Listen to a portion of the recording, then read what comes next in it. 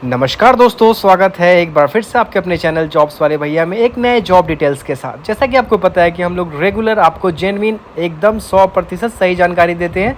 ऐसे में बहुत सारे कैंडिडेट हैं जिनका सिलेक्शन भी हो चुका है, क्योंकि जितनी भी छोटी बड़ी सभी सरकारी जॉब और जो प्राइवेट सेक्टर में कुछ अच्छी जॉब होती है उसकी जानकारी आपको चैनल पे मिलती रहती है। तो उसी कड़ी में फ्रेंड्स एक और ज़बरदस्त वैकेंसी है, अच्छे समझिएगा क्योंकि यहाँ पे मैं आपको सभी कुछ समझा देता हूँ बिल्कुल सही तरीके से। तो फ्रेंड्स इसके एवज में मुझे एक लाइक और सब्सक्राइब जरूर चाहिए, ताकि आगे भी जो भी इंपॉर्टेंट इन्फॉर्मेशन आती है उस पर आपको एकदम सही से मैं गाइड करता रहूँ।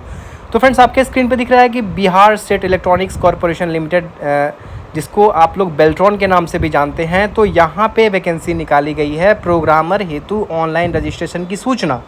तो प्रोग्रामर अगर आप बनना चाहते हैं तो बिहार सरकार के किसी भी डिपार्टमेंट, यानी कि जितने भी डिपार्टमेंट हैं, जितने भी विभाग हैं बिहार सरकार के, उसके अंदर प्रोग्रामर की आवश्यकता होती है। और जब भी ज़रूरत पड़ती है तो बेल्ट्रॉन अपने तरफ से ये रजिस्ट्रेशन ओपन करके यहाँ पे भर्ती प्रक्रिया पूरी करता है। अब बात है फ्रेंड्स ये कैसी नौकरी है, पहले मैं ये आपको बता दूँ कि अगर इसमें आपका सिलेक्शन हो जाता है तो आप 60 साल तक के लिए नौकरी यहाँ पर करेंगे और अच्छी खासी सैलरी भी आपको मिलने वाली है। यूँ तो फ्रेंड्स ये संविदा के तौर पे आपकी नौकरी रहेगी। बिहार सरकार के जो परमानेंट स्टाफ होते हैं उनकी तरह सारी सुविधाएं आपको नहीं मिलेंगी, लेकिन हो सकता है कि भविष्य में आप एक परमानेंट स्टाफ के तौर पे भी काम कर पाएँ। तो इस मौके को आप लोग हाथ से मत जाने दीजिएगा। चलिए फ्रेंड्स मैं आपको इसमें आगे बता देता हूँ कि इसमें बताया जा रहा है कि Bihar state electronics development corporation man power agency के माध्यम से राज्य सरकार के विभागों, कार्यालय, निकायों में मैन पावर एजेंसी के माध्यम से कंप्यूटर तकनीकी कर्मियों यानी कि प्रोग्रामर सहित की सेवा संविदा के आधार पर उपलब्ध कराई जाती है।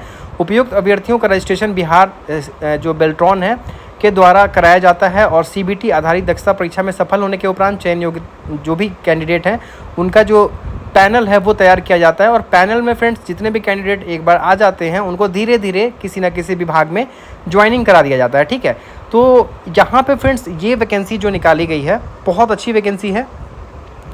और यहाँ पे क्वालिफ़िकेशन क्या मांगा गया है सबसे इंपॉर्टेंट आपके लिए वो रहने वाला है, तो उसको अच्छे समझ लीजिएगा। जो भी लोग बीसीए वगैरह करके हैं उनका कमेंट रहता है कि क्या हम भी एलिजिबल हैं।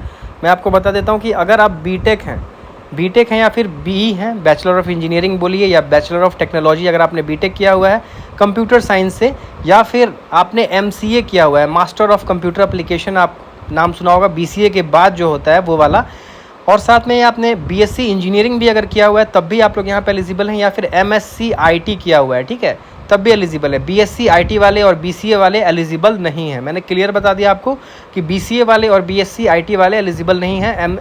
एमसीए हैं आप, अगर आप बीटेक हैं या एमएससी आईटी हैं या बीएससी इंजीनियरिंग हैं तो आप लोग यहाँ पे अप्लाई कर सकते हैं, लेकिन कंप्यूटर साइंस संबंधित आपका सब्जेक्ट होना चाहिए। ठीक है, अब बात करते हैं फ्रेंड्स यहाँ पे कि आपकी जो न्यूनतम उम्र है वो 1 अगस्त 2022 को 21 साल हो जानी चाहिए कम से कम, और अधिक से अधिक आपकी उम्र 60 वर्ष से ज़्यादा नहीं होनी चाहिए। ठीक है, तब आप लोग यहाँ पे एलिजिबल हैं। अब बात करते हैं फ्रेंड्स, इसका जो लिंक है वो 25 जुलाई से एक्टिव हो चुका है और अभी इसका जो लास्ट डेट है फ्रेंड्स वो आप लोग इसको आसानी से 14 अगस्त तक आप लोग इसको आवेदन कर सकते हैं। यहाँ पे नीचे आप देख सकते हैं कि रजिस्ट्रेशन की अंतिम तिथि 14 अगस्त 2023 सोमवार तक चालू रहेगा। ठीक है, अब बात है कि इसमें कैसे सिलेक्शन होता है, क्या क्वेश्चन पूछे जाते हैं, मैं आपको वो बता देता हूँ जो कि आपको कोई नहीं बताता है। ठीक है, यहाँ पे स्पष्ट किया हुआ है कि फ्रेंड्स आपका जो सिलेक्शन होगा केवल और केवल एक सिंगल टेस्ट के आधारित होगा, यानी कि बस आपको एक एग्जाम पास करना है और अगर आप वो एग्जामिनेशन पास कर जाते हैं तो आप बिहार सरकार के किसी भी विभाग के अंदर एक प्रोग्रामर के तौर पे काम कर सकते हैं। ठीक है, यहाँ पे आपका 100 क्वेश्चन पूछा जाएगा, 100 क्वेश्चन मल्टीपल चॉइस क्वेश्चन पूछा जाने वाला है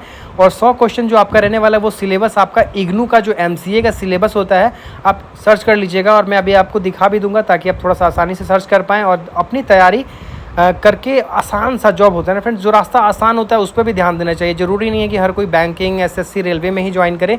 हो सकता है कि आप यहाँ पे भी अच्छा जॉब लेके अच्छी अर्निंग कर सकते हैं।